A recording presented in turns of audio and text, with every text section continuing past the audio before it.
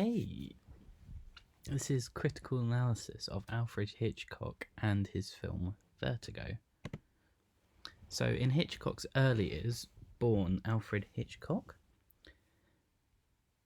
he did various things before his entry into the film industry, with his first real film-driven job designing the cards for silent films from his studies in 1916.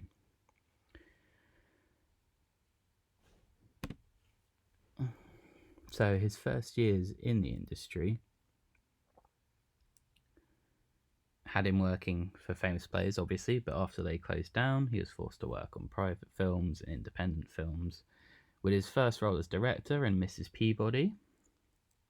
Unfortunately, it ran out of money and was never produced. And then he ended up doing various other roles. The first film he released that he co-directed on in 1923 was Always Tell Your Wife, which he co-directed, like I said, with its star Seymour Hicks, but he did not receive any credit for this, and he did various films afterwards, which is why The Lodger, A Story of London Fog, is where people say his career really began, and where he also made his first out of 39 signature camera appearances. The Man Who Knew Too Much. Its narrative around flights and pursuits, mysteries and assassinations, both accomplished and thwarted. What we should consider is how these familiar elements of the genre are treated in the film's unique narrative pattern. The film is a genre that Hitchcock often explored around internal intrigue, and the use of these three major plot points of the film tied seamlessly together through this narrative and mystery. This already shows Hitchcock's unfathomable talent, and later proving how he would later be known as the master of mystery and suspense.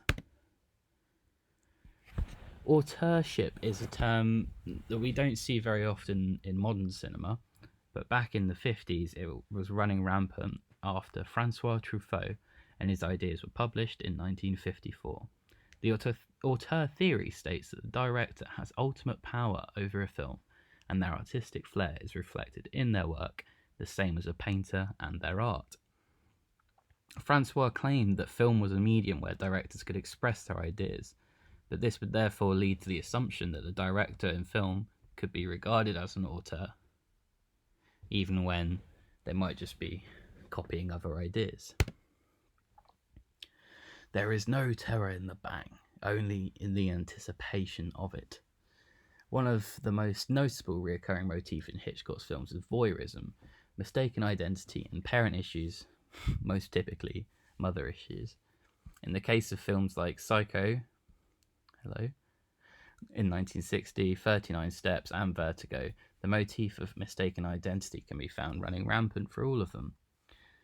But also, when you see Saboteur, there is no doubt that he drew heavily from the 39 Steps, and when you see North by Northwest, you can see that he's toying with the ingredients of 39 Steps, and is having an absolutely great time with them, as quoted by Cale there in 1963. Auteur is a theory, it remains a theory to this day, meaning that people have long since debated it, and academics and theorists have had controversy over it. One of the more accepted ideas is from Saris in 2007, where repeated aesthetics and semiotics are the only defining feature of an auteur and thereby of Hitchcock. But Keel's work states that all directors would recycle ideas from other directors and previous ones from themselves, like their own ideas, same as Hitchcock and the theory of auteurship. And that Hitchcock's greatness emanates from his ability to break down a film to its most basic component, plot elements, and devices, such as his famed Kuleshov effect with the match-on action, and other camera techniques such as the reverse zoom, which he pioneered and was later used in films like The First Lord of the Rings and Jaws. And it was only through these small changes after these films had been broken down, made each time only by Hitchcock, which led to his ability and title as an auteur, and how his masterpieces were created. There's a quick photo of Vertigo there, and an interview with Hitchcock that you're free to examine. Vertigo is about an ex-police detective. It's one of Hitchcock's most famous films, and as seen here, it did flop when it was first released in 1958.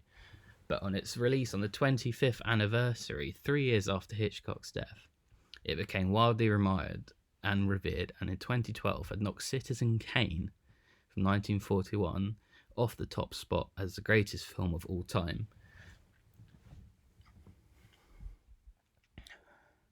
But the story of Vertigo is that of Scotty, an ex-police detective suffering from vertigo and being misled by a corrupt businessman and falling in love with the character of Madeline being played by Judy. Voyeurism and objectification of women. When Judy is in the closed door with Scotty, after she had already died as Madeline, he tries to replicate his dead love, Kim Novak, who plays both. During the scene, Judy is forced to strut around the store while Scotty sits and stares with the shop assistant, and Judy standing by, awaiting the approval of Scotty. These two women are just waiting for the approval of a man sat in the corner staring at them. Similar examples of this depraved voyeurism can be seen in films like Psycho and Rear Window, where the audience is drawn in from the use of POV shots, which implicates the audience in the crimes being committed. It's absurd. Absolutely absurd. Then, these uses of camera techniques appealed to both an active and passive audience. Stuart Hall's reception theory. As a passive audience has subconsciously feelings that they were committing these crimes, while an active audience member also benefits, as the analysis of why it has been used is only done after the scene, as point of view forces your attention to remain on the action that the director, in this case Hitchcock, has chosen to focus on with the camera. Semiotics and voyeurism. In Vertigo, similarities can be drawn from the opening sequence in the rooftops and with the scene including Scotty's dream. The dream sequence is also a strong proof of Hitchcock's influence from German Expressionism from the 1920s, adding to the look of the film. This GIF on the right hand side here, you can see the reverse zoom effect being played, and right at the end of it, you can see that there is a blatant reference to German Expressionism with these winding, twisted staircases and dark tone of colour. It practically just two colours, like grey and lighter grey. But Scotty's dream sequence is a shot-by-shot analysis drawing parallels between the composition of shots from the opening sequence, like previously said, and with these repetitions of symbols, spirals, jewels, and his eyes in these scenes.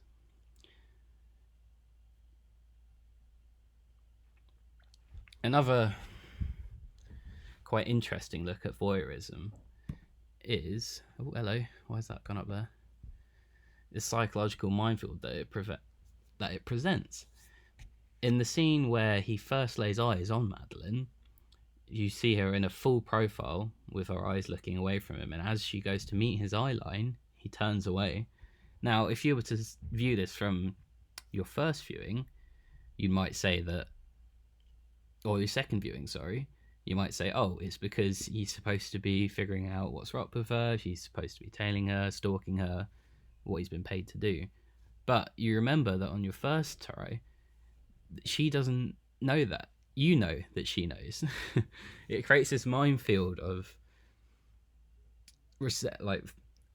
reception, and you're staring at this scene, and you want to look away as well, because you can't comprehend what it is you're looking at. The fact that the character of Scotty is supposed to be tailing her, but she's also being paid to act in this situation by the businessman, controlling them like puppets. And both of them don't know which way is up. So he looks away in abject horror.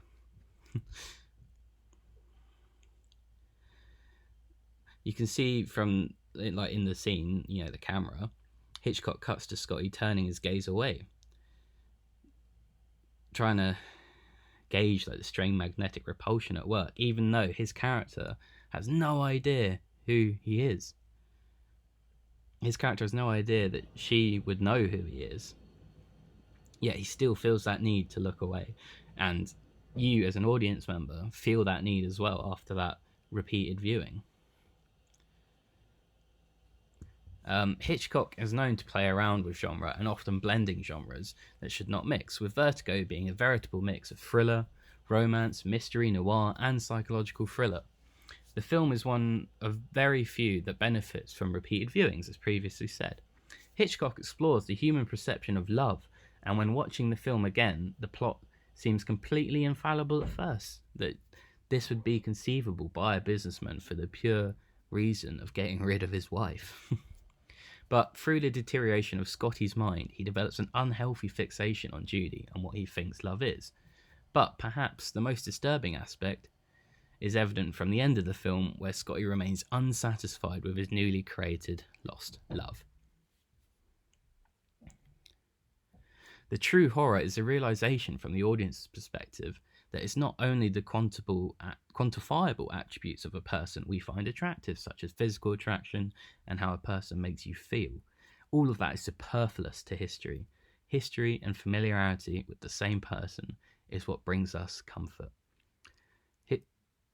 As if your loved one were to be replaced by an animatronic, alien, or whatever you like to believe in, and remained identical in every single way, and you would never know the difference. As an audience, if you're watching this happen in a film, you still think it would be weird, and if it was to happen to you, you would feel unsatisfied with this being that's in front of you. This is why audiences feel like Scotty has truly reached the depths of depravity when recreating Madeline as it